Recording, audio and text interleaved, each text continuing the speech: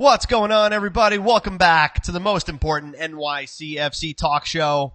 You're hanging with the dudes in blue. It's episode 116. So glad you're able to join us here on this momentous occasion that is just a regular Monday night.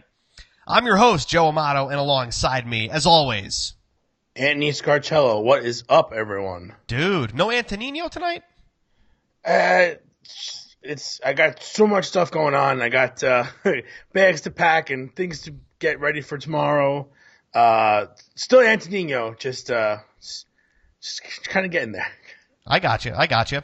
Well, thank you guys for spending some time with us tonight. We've got a lot to cover. I mean, it's been a very busy week for NYCFC news-wise. There is a ton of stuff going on. Just saying hi to some of our fellow fans, listeners, viewers, Henry, Fernando, Lalo coming to us from LaGuardia. Sorry. Joey saying, hey, dudes, Coco is back. How's everybody doing tonight? Let us know where you're watching from, where you're tuning in from. If you're watching live on Facebook or if you're checking us out on the audio podcast, let us know where you're tuning in from. Dude, we've got a lot to cover. We've got two matches that we got to get through. We got some new signings. We've got some bullcrap MLS rules that we got to talk about. Plus all the stuff that the people in the comments are ready to probably unleash on us with all the frustrations that they're having. And then you're going to the All-Star Game. So there's a lot to talk about tonight. Very much, very much. So because NYCFC played on Thursday last week, we didn't do a Friday show, just because it was Friday and it was so close to Monday. It's just hard to get those kinds of shows in. But let's take a trip back to Thursday night against Orlando City, and that's what we're going to cover now for a little bit, guys. So let us know in the comments what you thought of NYCFC's performance against Orlando City. I'll start off the conversation by saying I kind of felt the same way that DOMA felt about that match, in that, yes, we got the points, yes, we got the win on the road, but it was not pretty. Very ugly pineapples, dude. Yeah, ugly pineapples for sure. Wins are wins. Of course, that's the ultimate result. But again, if you can only go so many matches playing that way before you get burned. So it's not a consistent thing you want. You don't want to be playing defense as often as they did that game for long stretches of time. It's not sustainable. I don't care how many good defenders you have. They will eventually score. And honestly, if it wasn't for the goalposts, we could have lost that game 3-2 or 4-2. Yep. Could have easily been 4-2. Absolutely. Or it could have been tied. So for me, a win is a win. That's fine. And on occasion, you're going to have to win ugly games. When you can win games when you're not playing well, it's fantastic. That doesn't excuse the fact that you should be playing better. You can't just play bad and because you're winning, it's okay. You still need to right the ship, because eventually the stars are going to line up and all of a sudden you're going to be looking at the wrong end of the table, and that one game playoff or looking on the outside looking in, it's a dangerous game to play. Yeah, it wasn't even that, we actually scored 2 goals in the first half, which was something amazing, uncharacteristic of the way that we've been playing, right? On the road? On the road, picking up 2 goals in the first half. Now, really, that was in a very short period of time because the game kind of seemed like it was going nowhere, right? Up until the goals actually happened. But getting the 2 goals in the first half was certainly a boost. The second half, though, I don't think I've seen NYCFC defend this much, this deep, for 45 straight minutes without really having any kind of attacking prowess going forward. It just felt like, and again, you actually saw Birgit, right? We saw Tajuri Shradi, and it didn't do anything. Yeah, it's a tough one for sure. You can get away with it for minutes at a time, short stretches, and that's part of what soccer is. It's short stretches of offense and defense that's going to end up winning you or ultimately losing you a game. But to try to sustain that onslaught for 45 minutes is it's a dangerous game to play. It's not very smart. And unfortunately, when you're halfway through it, there's not much you can do about it. It's hard to gain that momentum back. It's hard to find that spark when you're just constantly taking abuse, left and right. And again, you feel confident because you have a 2-goal lead, and then you can do that. But we were doing that last year with 1-goal leads, where Patrick was trying to park the bus, and all of a sudden you're inviting pressure for 25 minutes of constant shots. How many points did we lose that way over the last 2 years? Yeah, what was interesting to me was that even kind of late in the game, DOMA put on attacking players as opposed to defensive players, which I thought was really interesting and kind of shows, I think, what he really wants in that we're attacking first, but nevertheless, I mean, we found it very difficult to get out of our own end in the second half, which, again, if it wasn't for Shaun Johnson and the post and the crossbar, that game is definitely a different scoreline. Yeah, for sure. I think it also goes to show you that that wasn't the game plan. That's not what was warranted. That's not what was wanted. Sometimes these games, they take on lives of their own, and you have to kind of adapt to what's going on.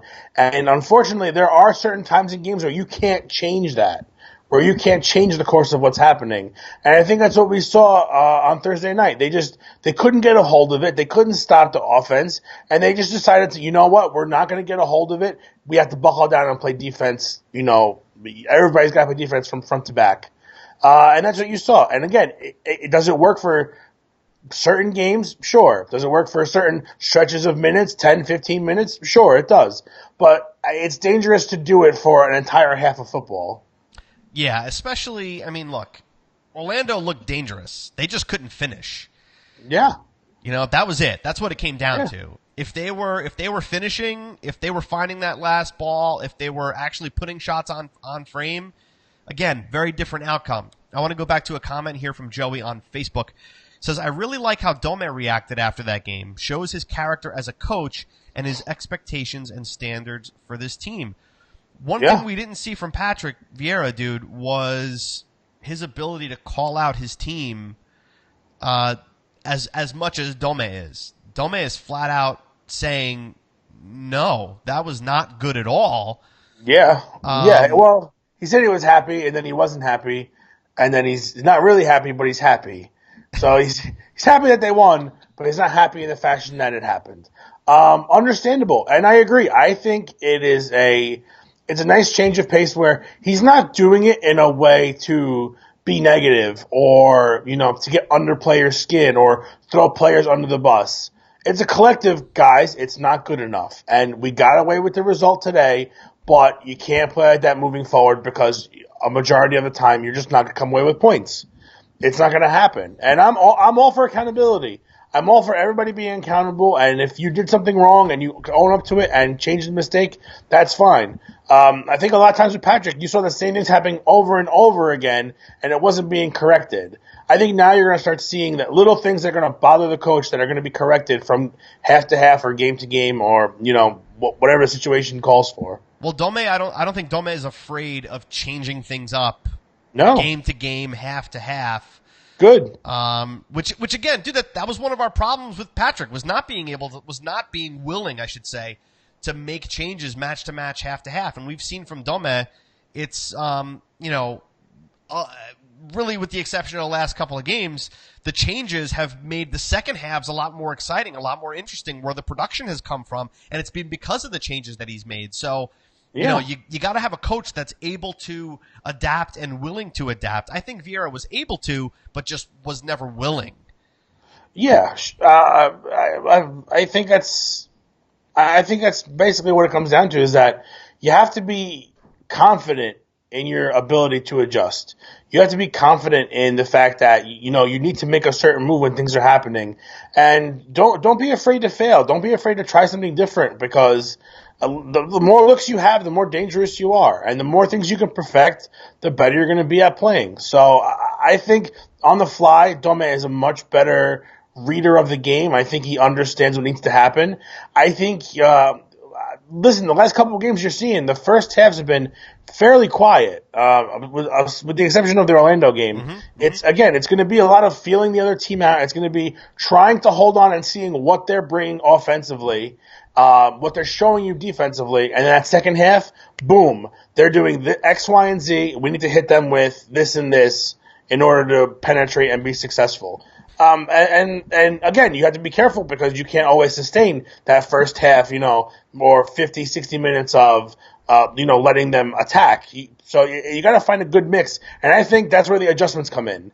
If you see certain things, you got to change certain things. And I think he's done a fairly good job at that so far. I think so. I mean, look, he's been here, 7 or 8 games now? 7 games, I think. And he's won 5 of them.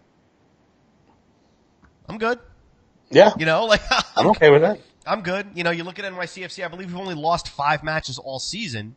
So, all things being considered, despite Atlanta and Red Bull being on super, super hot streaks here, NYCFC is really holding their own compared to a lot of other teams in the East and even in the West. So, you look at the Orlando game as it's a road win. You're glad they got that win when they got it because 3 days later was a completely different story, a complete debauchery. And we're going to get to that in a minute. But listen, I know the game was, the game felt like it was so long ago, the Orlando match. But in the comments, guys, let us know who your due to the match was for that game. And no, it cannot be the post because it needs to be a real person. Who was the due to the match for NYCFC against Orlando? Leave them in the comments right now. We'll have a little discussion about this because, dude, I'm trying to think back without really trying to rewatch the game. I think if not for Shaun Johnson, game could be a different story. Could even be a point rather than 3, maybe even no points instead of 3. So for me, it's got to be Shaun Johnson because I don't think there was anything, maybe besides Maxi, dude. Yeah, that's what I was gonna say. I was gonna say either Johnson. Here come all the Maxi comments. Okay, go ahead, dude. Sorry. No, either Johnson or Maxi. I think Johnson had the saves, and I think Maxi he was just very consistent. He was very constant with his pressure. He had multiple opportunities. He ended up burying one of them. Again, I think if just going on stats, Shaun Johnson saved a few more shots than Maxi scored on. So I'm going to go with Shaun Johnson. I think he had to go above and beyond what we normally see from him. And I think Maxi put forward a very good Maxi-like effort. So again, these guys, if they want to do to the match, once they set a standard for the norm of what they play like, it's hard to keep giving it to them if they're doing, their day in and day out work. Yeah, I think, I could make a case for Maxi. Of course you can. Yeah, absolutely. But for me, and this is kind of funny too. Coco is saying Shaun Johnson. Joey is saying Chanot, who held it down for the second half.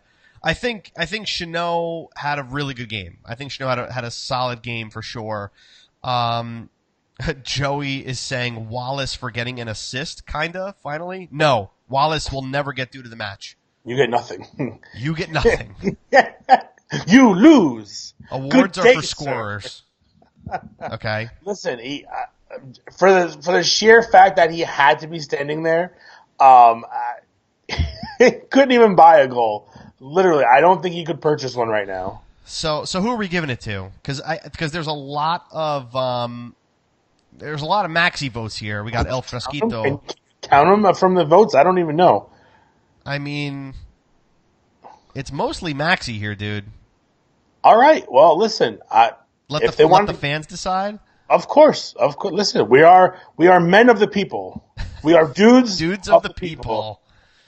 Oh my gosh, yeah. I think listen, you can make an argument for both. Clearly, it's not an issue. It's not like it's a bad thing. It's just we all have a difference of opinions, and I can see how you can want to give it to both, and I'm okay with giving it to either or. So, congratulations to Maxi Morales. Let's give it to Maxi. Maxi, due to the match for Orlando City, you got to give that. And I think either one would have been a good choice. Would have been a really good choice. Yeah. So, with that being said, we're going to move on. So, NYCFC travels, 3 days or the next day to across the country.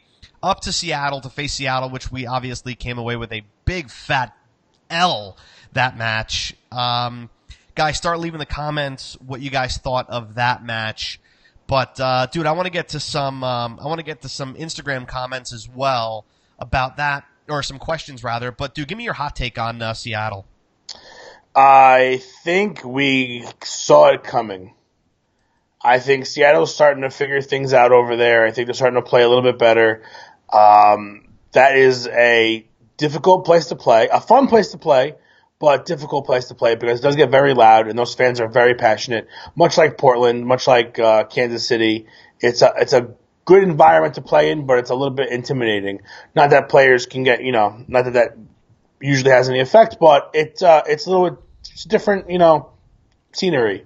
With the travel and the heat, playing an early game in the afternoon and not getting those extra couple hours that you would think would be helpful rest-wise. We talked about it last week. We were saying, I don't think we're getting 6 points out of this. I think we're getting three or four.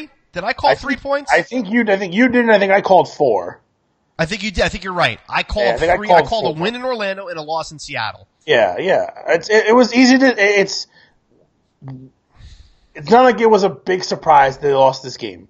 Was I totally upset that they lost this game? Not really. I understand the circumstances around it.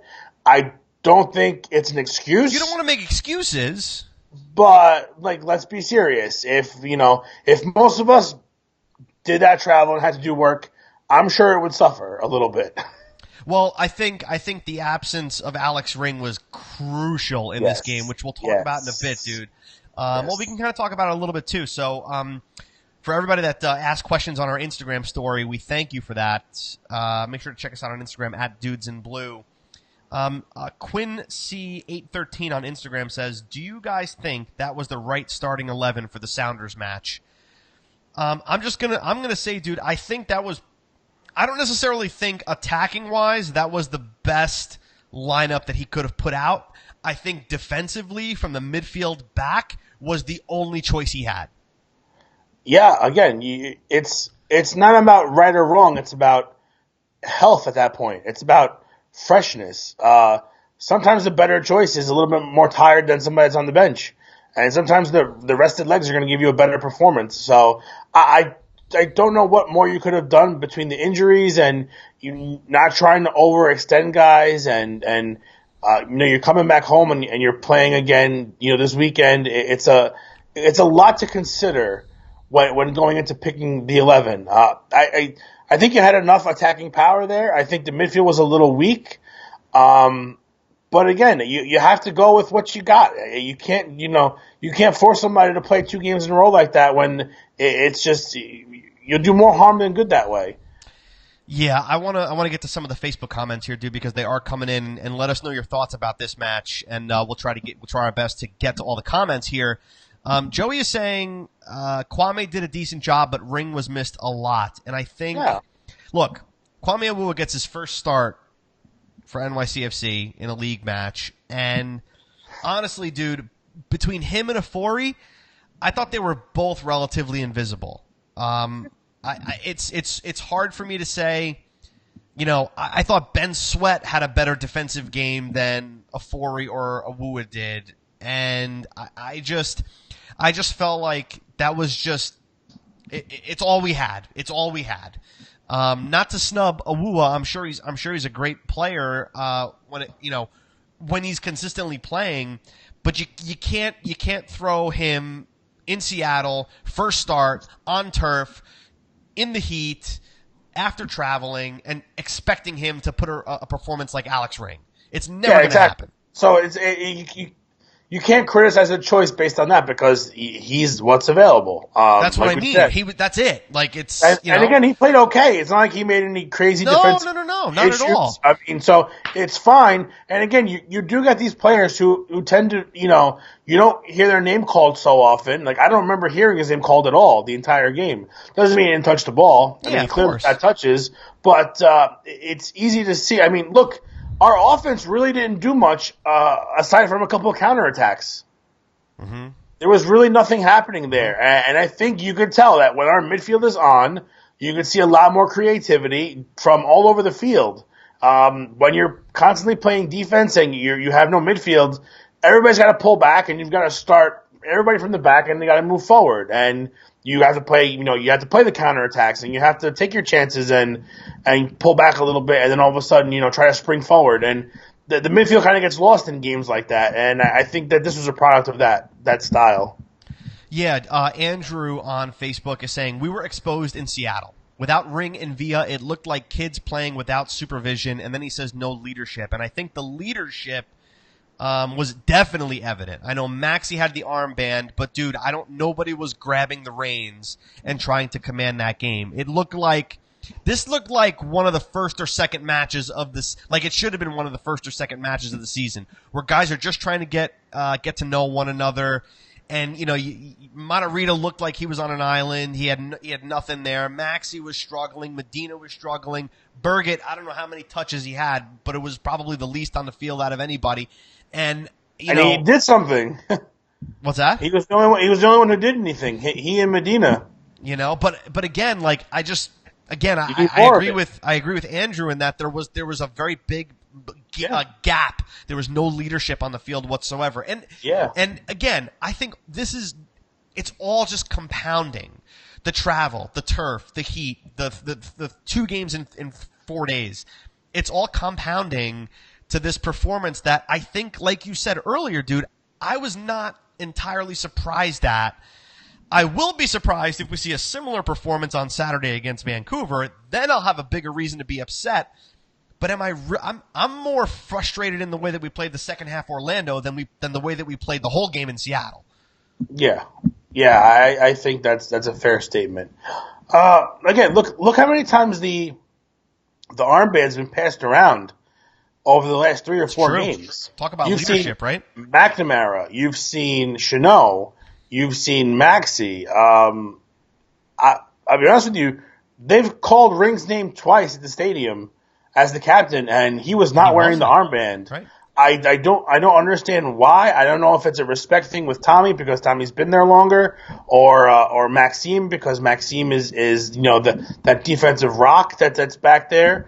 I'm just not sure why nobody wants to step up. And it's okay to have more than one leader. It's okay to have more than one person to look up to on the team, as long as everyone has the common goal of moving forward. As long as the leaders are all pulling in the same direction, it's okay to have multiple people want to be that guy. And listen, David's been out for a good chunk of this year. And who knows? I mean, if he's not going to get healthy, I don't know how much of a help he's going to be down the stretch if he can't stay on the field. So somebody's going to have to be that person. And I just don't know who wants it right now. I think I need somebody to want it. I need somebody to take it actively and be like, listen, I'm doing this. We're doing things. I will be the leader. I will lead by example. And I just don't know who's got that. Who's got the combination of talent, skill, strength, attitude. I just don't know who's got that right now because it doesn't seem like anybody wants it. Well, that brings up an interesting discussion, dude. I'm posting the question to you guys in the comments. Who is the clear leader? And the key word there is clear. Who is the clear leader when Villa is not wearing the armband? And I think this is a perfect game to discuss this, dude, because it's not like we didn't have leadership on the field or leadership capabilities on the field. I just don't think like you said, nobody wanted to step up. I mean, let us know in the comments what you guys think about that. But again, like you want somebody to step up, and Henry on Facebook is saying, I think we should have brought Tommy on instead of Rodney. Tommy could have very well been. I mean, Tommy played. I don't know how many minutes he played in Orlando, but it definitely wasn't 90. So I think was he a better choice? Instead of Rodney Wallace. I think at this point anybody's a better choice than Rodney Wallace. I just don't understand why you could say as much as you want. You cannot look at Birgit's games where he wasn't scoring and Rodney's games and tell me that Wallace was better than Birgit in that time. There's no way. He does nothing. His first touch has been horrendous. He does not look confident or calm with the ball at all. I haven't seen him do anything this year. At least when Berger wasn't scoring, he was being helpful. He was tracking back on defense. He was making runs and pulling defenders with him left and right because they knew he was a threat regardless. Yeah. Rodney's not scaring anybody. He's not even coming close. If he was coming close, I could see the defense be like, we have to watch out for him. We got to cover him, put 2 guys on him, and all of a sudden someone else is open. It's not like that right now. So at this point, I think Lewis needs to come in the game a little bit earlier. I think he's been a big help. Sure. I think his energy is fantastic. Nothing helped in Seattle, by the way. Nothing. No. Lewis, but the game changed. The game changed a little bit once they came on. Yeah, but it wasn't. It just wasn't enough. That third goal absolutely sealed the deal for Seattle. That's when everybody was just like, "We're done. It's over. Nobody's playing soccer anymore." Yeah. Well, it's tough. I think for me, if I'm going to pick a leader, I think it's got to be the one person that's probably been on the field more than anyone this season. It's got to be Shaun Johnson. He's always back there. True. Good point. If you're gonna start play out of the back, and he's gonna make the decision whether to go short or go long. He's the one that's dictating everything that happens when the play starts. So, for me, if he's gonna be the leader, that's fine. You've seen plenty of keepers be captains. It's not an issue. Again, I think Villa, just effort wise and what he does on offense, it's clear it's his captaincy. But when he's not there, I think the strongest candidate has to be Shaun Johnson. He's just for the fact that he's always present there. He's always in the lineup, and he has so much to do with how the play moves forward. I mean, he's in every play. So, he's the quarterback, he's the catcher, he's the eyes. He sees everything. I'm going with him, and I'm counting on him to step it up. I posed the question up on the screen here, who's the clear leader without Villa? And, something very striking about what's happening in the comments here is that everybody has a different player. And that's what's interesting about this conversation. And, dude, we had this conversation a couple of years ago. Yeah. Where Jason Hernandez was, that guy that we thought could step up. But in this case, Andrew says Rodney, Joey says Chanot, Mark says Maxi, Henry says Collins. Like, it's funny how that happens where you throw a question out like that. It validates your argument. It totally validates the question. There's not one. Jorge says Tinnerholm.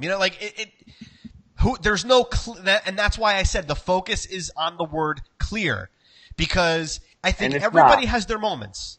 Everybody can have their moments. We've seen Tinnerholm lead. We've seen Chanot lead. We've seen Shaun Johnson lead. We haven't seen Rodney Wallace lead. We've seen Alex Ring. We've seen Maxi. But again, the clear, Jonathan is saying Maxi. Andrew says not Rodney.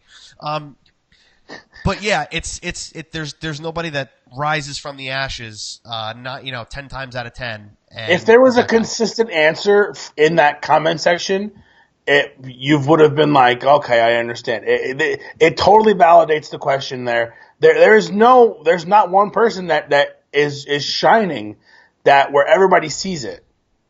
Yeah, Mike Anders in here from Blue City Radio. What's up, Mike? Ring is the leader. He just likes to be the quiet leader and not the captain.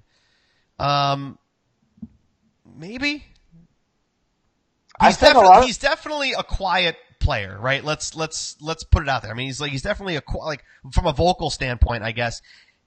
I could see him have that leadership capability, but I don't know. I mean, it's a difficult question to ask, and that's why it was kind of fun to pose the question. But I don't know, man. I think the team is very soft spoken a majority of the time. I don't think Maxi's very vocal. I don't think Tommy's very vocal. I think Johnson has to be vocal just because of his position. That's his job, yeah. That's his job, which I think is helpful to him because it's a little more natural. But Counts doesn't say anything. He just does his job. I think Chanot shows a little bit more passion. When things go well or things go bad, you see him a little bit more intense. I think Tinnerholm was a little more intense. Mm-hmm. I think that's a quality that it could be good or could be bad. I personally like it. I think you're showing you're invested in the game. Good and bad. You want the best to happen. You saw with Tinnerholm the other night. He had so-so game, but he was pumped up when they won. I mean, he was Sure. going nuts. That to me is a sign of leadership. That it's a celebration, but you're invested in the game. You want this to happen, and the leaders always do. And it's just there are so many quiet leaders on this team. There, I think it's time for someone else to raise their voice a little bit. Yeah, I think we've again, dude, we've had that conversation quite a bit here, and kind of to close out the conversation about the Seattle match. Let's talk due to the match, and this is going to be a difficult one for obvious reasons.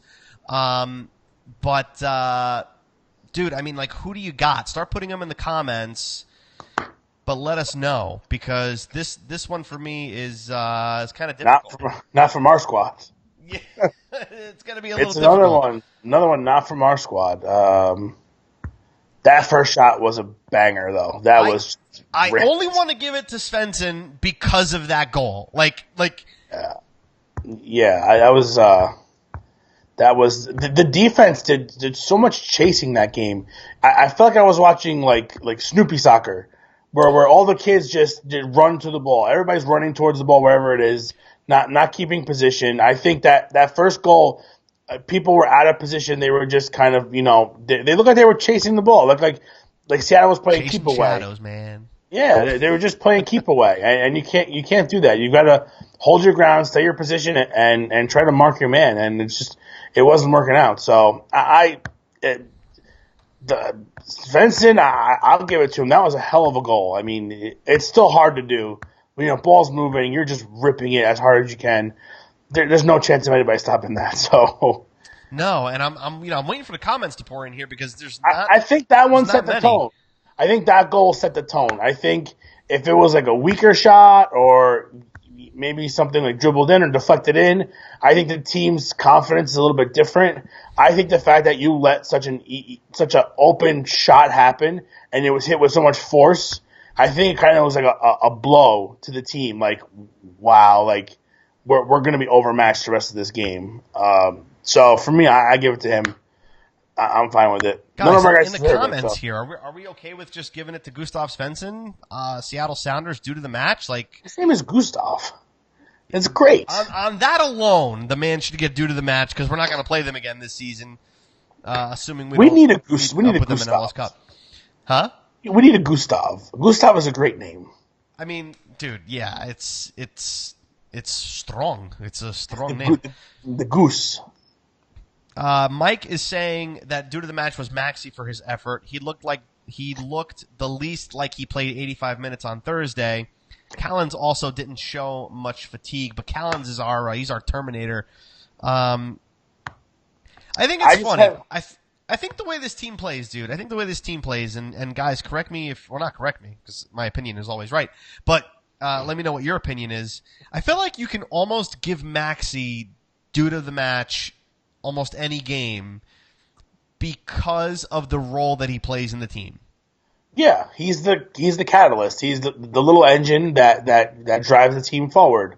Which is why I have a hard time giving it to him every game, because it's his job. Yeah. Like, I have a hard time giving it to Chanel or Callens every game, even though theoretically they pretty much should deserve it, because they play the best solid center back defense.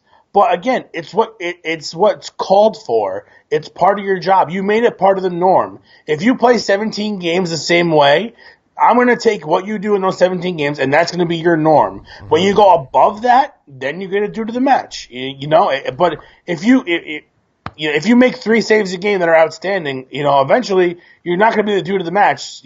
Somebody's going to have to do something better. Somebody's going to have to step up, and somebody's going to have to, go above and beyond what they're usually doing. So for me, Maxi's been much better this year.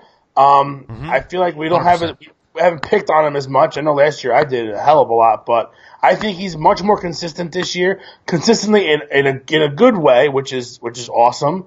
But again, he's coming into, this is the normal Maxi that you're getting, and you could always give it to him because of his role, but when he puts 2 goals and it gets an assist in, that's a different story. That to me is like due to the match Maxi. This is like normal Maxi. I guess that's Maxi. This is just Maxi. Yeah. Okay. But I have a hard Well, time let's. giving it to us when we lose. It's just that it's not deserved.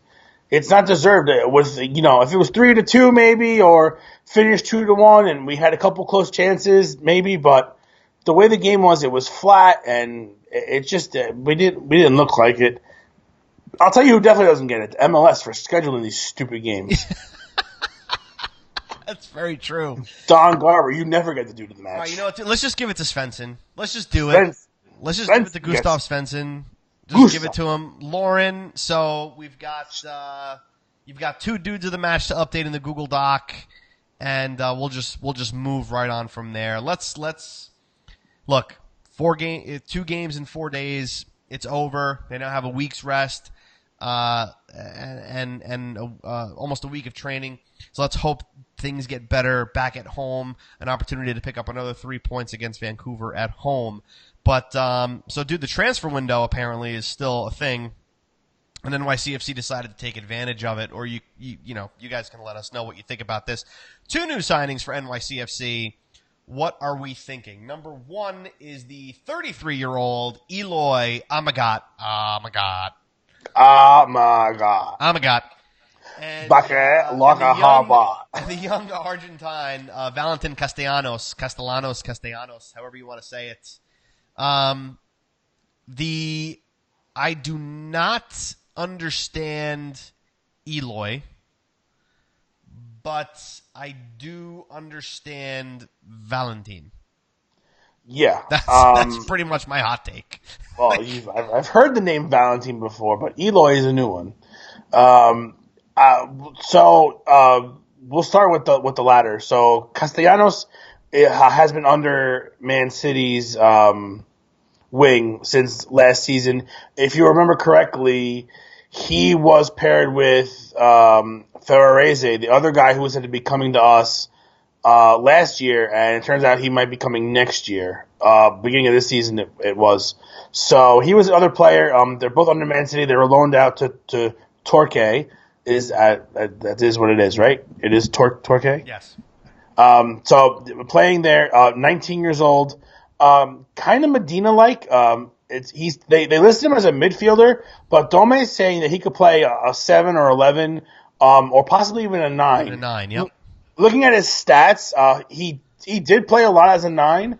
The last 3 games he played, he was a 9. So it's interesting to see. I would think that I would like him to be more of like a false 10, or like a second number 10, if you would, if it's possible to do that.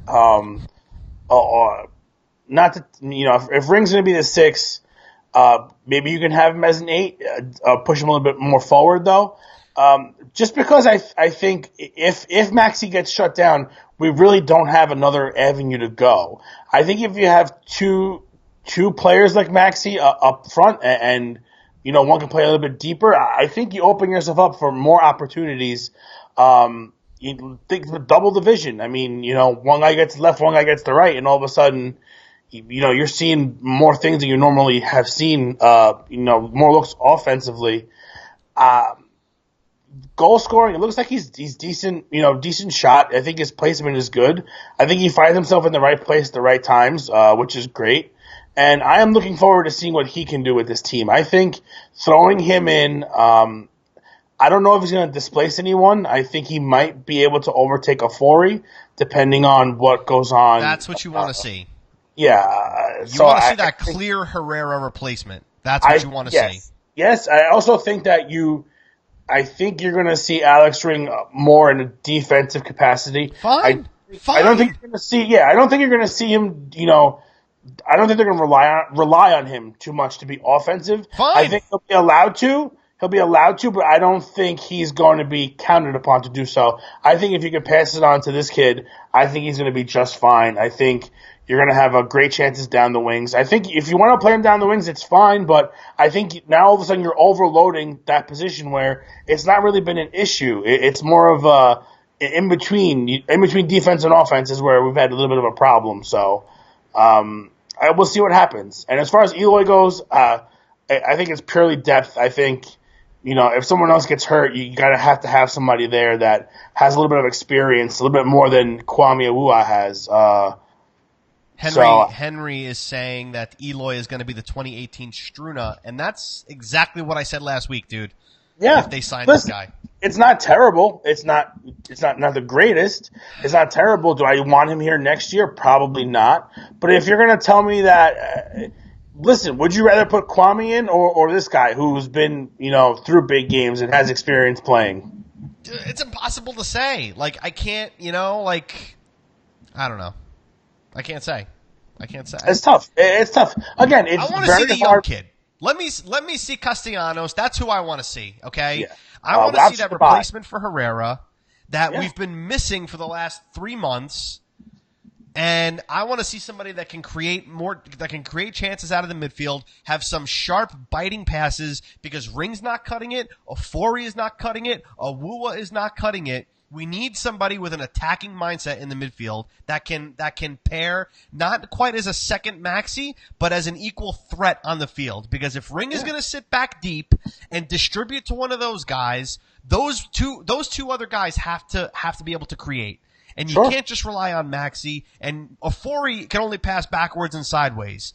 So for me, give the young kid the minutes. Let's hope he's the attacking midfielder that we need. And listen, dude, late in the game, if you need an attacking midfielder to, you want to take out Maxi, then you put in Eloy. You put in Eloy who's got a little bit of height over Maxi, and you get a guy that's not afraid to get into the box and create an opportunity. That's what you do. I think everybody's got a little bit of height over Maxi.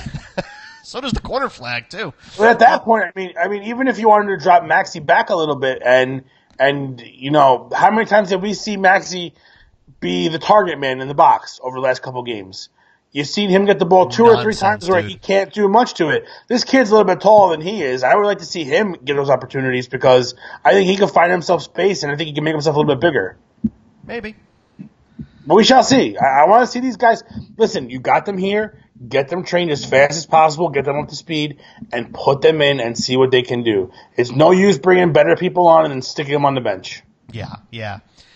Mike has a question here. Why on a short week with limited midfield depth was Sands not in the 18 on Sunday? That's a good question. Is Sands playing in the home? Is Sands playing in the homegrown game tomorrow? I don't know. Great question. That's another great question. He might be. I don't. Damn it, Mike! With the philosophical questions. Why are we here? Why do we have a show? I don't know. I don't know. I don't think. I agree. Maybe he was a better choice than Awuah. Maybe Awuah has been doing it in practice. Yeah, who knows? Maybe not. Maybe Doma is not seeing in Sands what he sees in Lewis or Medina or Awuah, dare I say. Or maybe he's seeing Sands as more of a center back rather than a midfielder. Maybe. Which is fine. I'm totally I don't fine think with Doma that. is going to play somebody just because, he's got to play somebody, I think he really will try to pick the 18 that's going to fit the game that is at hand. I think that's one thing that we're going to see. I think Patrick, although Vieira said that he liked making competition key in his starting 18s, he was very consistent in not picking certain players. So I think we're going to see the opposite from Dome. So I think Sands playing or not playing is going to be more of a function of how he's performing in Dome's eyes than it would have under Patrick Vieira. Mike is saying Sands is playing on Tuesday. So I don't know. Maybe that has something to do with it. I'm not sure how much that weighs on. But good question. Season game, yeah, absolutely. You're giving the young guys time, right? So it's a logical question. I think your issue is here with Doma is that he's going to put the best 18 out for the game at hand, but I don't think he really knows the game at hand just yet. I think it's hard to watch video and know what you're getting game day. I don't think you're going to know that until you get to halftime, which is why I think we've had much better second halves than first halves, especially his first week here. I think he's got to learn so much faster than a normal coach because He's got to see these guys firsthand. He's got to understand what's being thrown at him. So maybe the 18 doesn't always work. As you can see, clearly Sunday it didn't really work out too well. But again, you're limited with choices. But there were other options, and were they better or worse? We're not sure. But I have confidence in him. I think he's fine. I think based on his adjustments and his judgment in substitutions, I think he knows the squad pretty well by now, and I think he's getting the hang of his opponents. I would like to see this guy after this season, next year, when he knows all the opponents and he's seen everybody play. I think he's going to be a very, very good coach. I think so. Dude, it's 45 minutes. The fourth official has indicated there will be a minimum of 3 minutes of added time. All right, let's do this. In the episode. So, what do we got? The stupid rule for David Villa. Let's talk about the stupid rule for David Villa. So, press release came out today from NYCFC. David Villa will not be playing in the All-Star Game, which means that he will be suspended for the Vancouver match on the 4th. What do you guys think about this in the comments? My hot take is I'm calling BS on this. Dude, the man is injured. Yeah. He can't play a regular league game. What makes you think he's going to play a friendly in an All-Star game just because he got the call up and the bullcrap MLS rule that says he's got to be suspended for the next match just because of that? I don't understand this. Zlatan makes sense. Zlatan is pretty much like, I'm not playing in that crap. David Villa's got a legitimate injury. Well, why did you come here?